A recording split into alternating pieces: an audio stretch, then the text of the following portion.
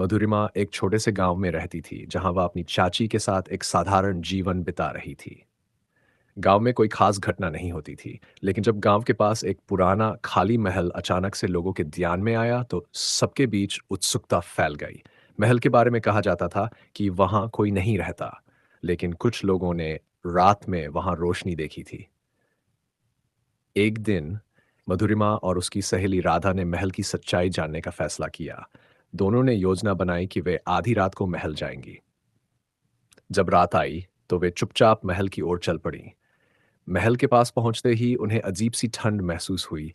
महल के अंदर घुसते ही दोनों को वहां की दीवारों पर अजीब चित्र दिखाई दिए, जैसे किसी पुराने जमाने के योद्धाओं और राजाओं की तस्वीरें हों। महल का एक बड़ा दरवाजा था जो आधा खुला हुआ था। दोनों अंदर घुस गई और उन्होंने देखा कि महल के अंदर का दृश्य और भी रहस्य। एक पुराना फर्नीचर, धूल भरी दीवारें और एक बड़ा सा झूमर जो अब किसी चमत्कार से लटक रहा था।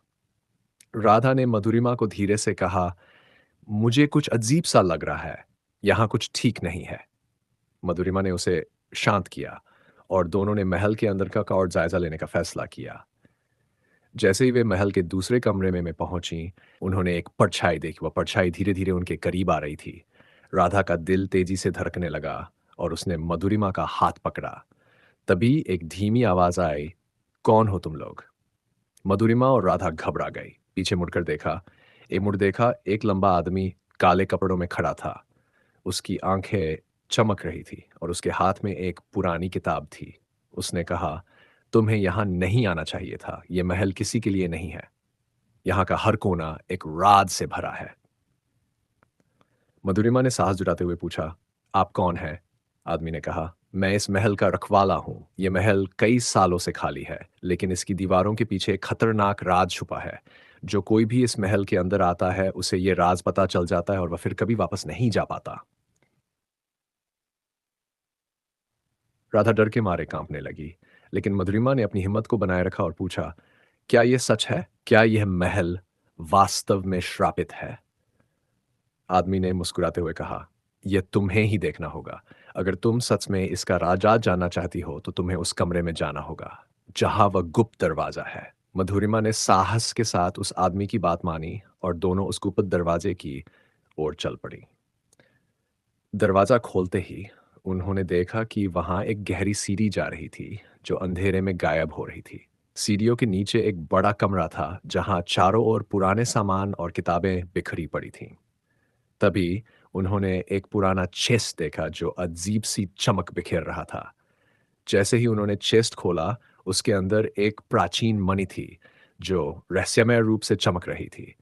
लेकिन अचानक चारों ओर की दीवारें हिलने लगीं और एक जोरदार आवाज गूंज उठी, तुमने मेरे राज को खोल दिया है।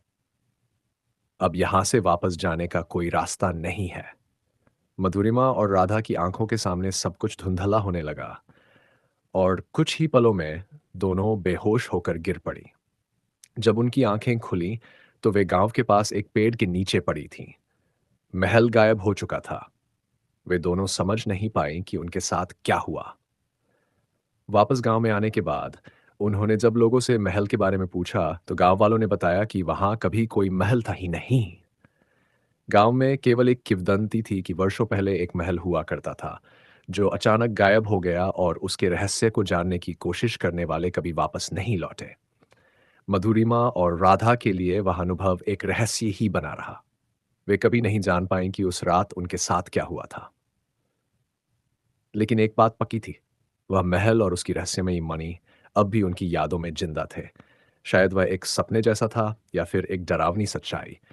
जो भी हो, मधुरिमा और राधा ने फिर कभी उस महल की ओर मुड़कर नहीं देखा, लेकिन उनके दिलों में उस रात का रहस्य हमेशा जिंदा रहेगा।